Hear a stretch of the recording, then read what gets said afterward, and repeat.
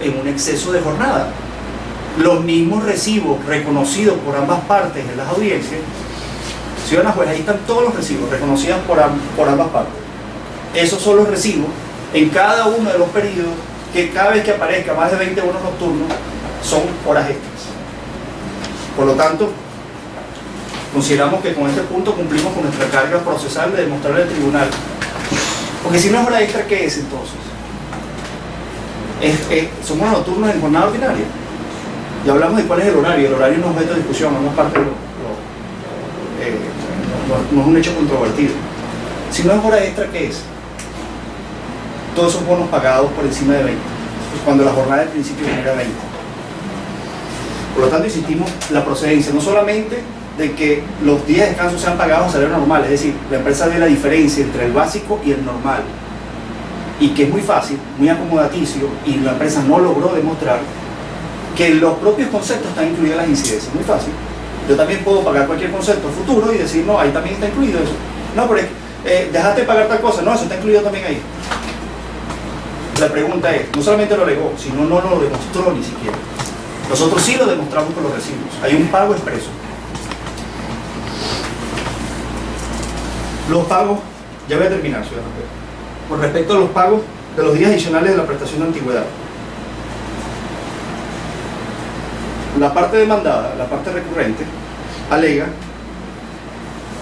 que en la sentencia de primera instancia lo que hizo fue aplicar una norma reglamentaria y que la prestación de antigüedad, sea los 5 días o los días adicionales, se pagan al término de la relación de trabajo. Pues no, la misma ley orgánica del trabajo, el artículo 108, en la primera parte dice, los 5 días se pagan al término de la relación de trabajo. Pero los días adicionales, en la primera parte dice, se pagará anualmente. O sea, no es que se depositará en una entidad bancaria, en un fideicomiso, o se acreditará la contabilidad de la empresa, o se pagará el término de la relación laboral, como si ocurre con los 5 días, sino el mismo artículo 108, en la primera parte, la ley orgánica del trabajo establece, se pagará anualmente. Es decir, establece una modalidad y una forma de pago distinta a los 5 días que se depositan o se acreditan. El reglamento ratifica lo que dice la ley, que es decir, que se pagará. La única forma de que no se pague anualmente es que el trabajador autorice por una carta a la empresa que se capitalice. Del acervo probatorio quedó demostrado que no hay ninguna carta en la que nuestros representados hayan autorizado a la empresa a capitalizar los pagos de los días adicionales de prestación de antigüedad. La empresa alega que los depositó en el fideicomiso. Ahora, ¿dónde está la prueba de eso? ¿Dónde está la prueba de eso? La empresa, cuando estábamos evacuando la prueba de exhibición, yo pedí la prueba de exhibición de los días del pago de las pruebas de los pagos de los días de prestación de antigüedad, tanto los 5 días como la adicional. ¿Y qué hizo la empresa? Entregó una relación hecha por ellos mismos, haciendo un desglose y una discriminación, y se la entregó al tribunal. Y entregó otros pagos de vacaciones. Todo eso ni siquiera está suscrito por mi representado, además ni siquiera está suscrito por nadie, ni siquiera por la propia empresa. Forzoso para esta representación judicial fue impugnarlos. No tiene ningún valor probatorio. Yo puedo decir que pagué algo, yo mismo elaboro una tabla, la imprimo, ni siquiera la firmo y se la entrego al tribunal diciendo yo pagué.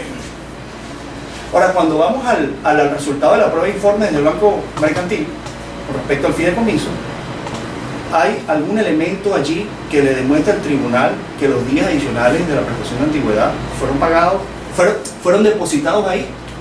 Ni siquiera. ¿Dónde está ese desglose? ¿Dónde está esa discriminación? ¿Dónde está la prueba que el tribunal lo convenza? No lo hay de la resulta de informe. Y lo que hizo la empresa fue entregar una relación que ni siquiera lo que se estaba pidiendo, porque cuando uno pide una exhibición de documentos, es para que ellos exhiban un documento que por mandato legal tienen que tener firmado por el trabajador como recibido, un original. Ellos ni siquiera entregaron eso. Entregaron una relación hecha, una tabla hecha por ellos, sin firmar por nadie, se la entregaron al tribunal y le dijeron, con eso pagué. Y le dijeron, por cierto, en la prueba de informe del fideicomiso, ahí están depositados esos días adicionales. Cuando revisamos, ¿dónde están? Aparecen son unas cantidades. Pero ¿cuáles cantidades, según ellos, son las de los días adicionales? Ni siquiera lo alegaron. Ni siquiera lo pudieron demostrar. Por lo tanto, insistimos en la reclamación de los días adicionales de la prestación de antigüedad. Forzoso para este tribunal, y así lo pedimos, es considerar que no lo ha pagado. ¿Por qué? Porque ni siquiera lo pagó anualmente, como establece la modalidad de la ley y el reglamento, sino porque, aunque se hubiesen equivocado, cosa que negamos, depositando en la prestación en el fideicomiso, donde se depositan los 5 días de antigüedad, ni siquiera tampoco demostraron eso.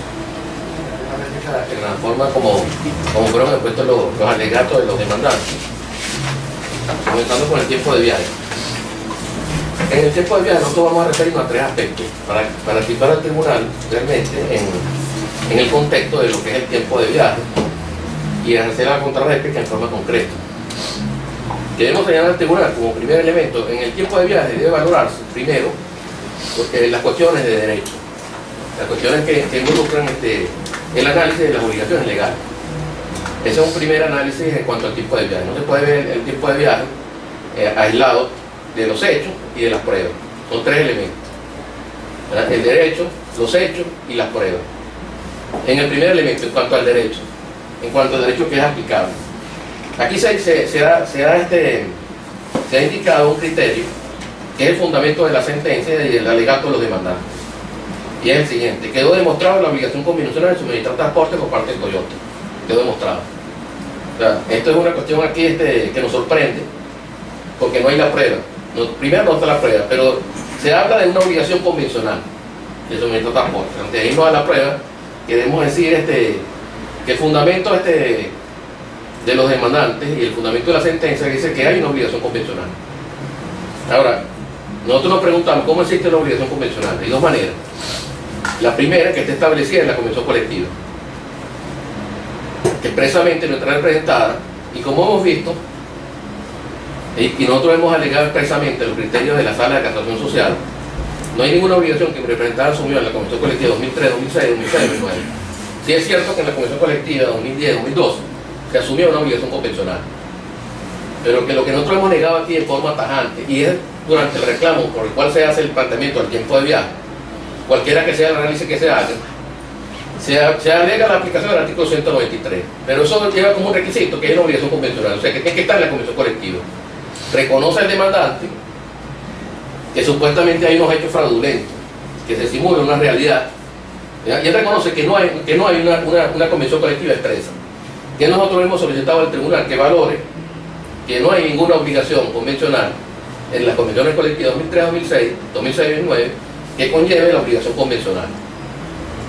Y eso lo hemos apoyado en la sentencia de la Sala de Casación Social, que también se ha dicho que son recursos de control de legalidad que no deciden. Claro que deciden porque es un juicio igual que llegó al Tribunal Supremo, caso Industria Diana, donde se declaró expresamente no al lugar el reclamo por tiempo de viaje, aunque sea por control de legalidad o por casación.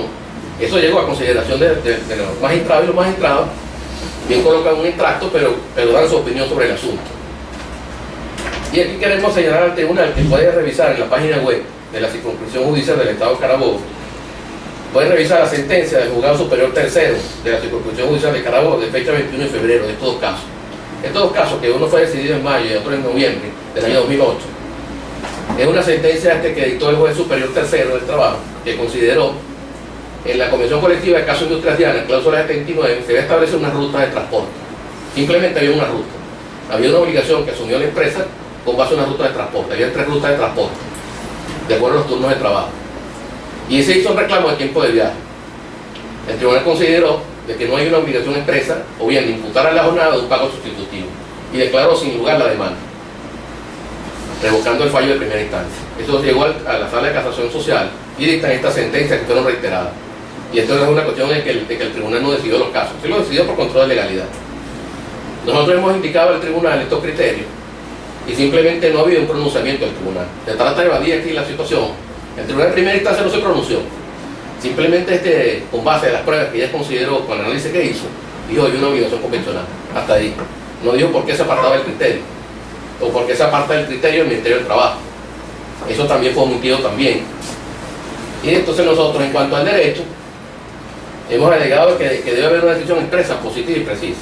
Y el segundo elemento que nosotros hemos indicado con el artículo 193, se pretende decir que existiendo cualquier obligación convencional, existiendo cualquiera, que exista en la Convención Colectiva de suministrar transporte, ya la empresa está obligada, o bien imputar en la jornada ese tiempo de transporte la mitad, o pagar un pago sustitutivo con carácter salarial. Evidentemente nosotros pensamos que el artículo 193, tal como reconoció la Sala de Casación Social, no es de aplicación inmediata y directa, y es lo que hemos dicho también en cuanto al derecho, porque precisamente eso requiere que exista una obligación acordada entre las partes convenidas, que no está. Eso en cuanto al derecho. Vamos a ir un poco a los hechos, que hay varios elementos en cuanto a los hechos. También nosotros hemos indicado que los hechos, la juez aplicó falsamente los hechos. Hay un falso supuesto en los hechos, tanto en el derecho como en los hechos. En los hechos, ¿por qué? Los hechos fueron aceptados por las partes. Los hechos que llevaron al tribunal para que tomara una decisión fueron aceptados. En primer lugar, está aceptado lo que establece las comisiones colectivas. Eso está aceptado por las partes. En segundo lugar, está aceptado también que es un tercero que suministra el transporte. Eso está aceptado y la forma de modalidad de suministro del transporte. Entonces se alega, hemos visto aquí como el demandante, y esto ha sido su alegato, que existen unos hechos fraudulentos que simulan la realidad, que la empresa jamás descontó el transporte, que existe un contrato de servicio de transporte donde uno contrata transportista, que suministra el transporte, la empresa no es una intermediaria, que en la convención colectiva parece decir otra cosa, hechos que llamamos sí. No, tiene que pedir autorización al tribunal. Okay. La audiencia oral y pública.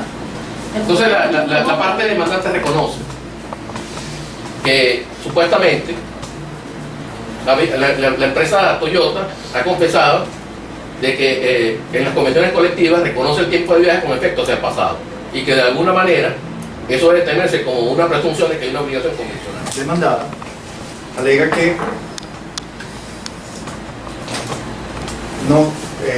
nosotros no probamos la obligación convencional, porque no hubo ninguna obligación convencional.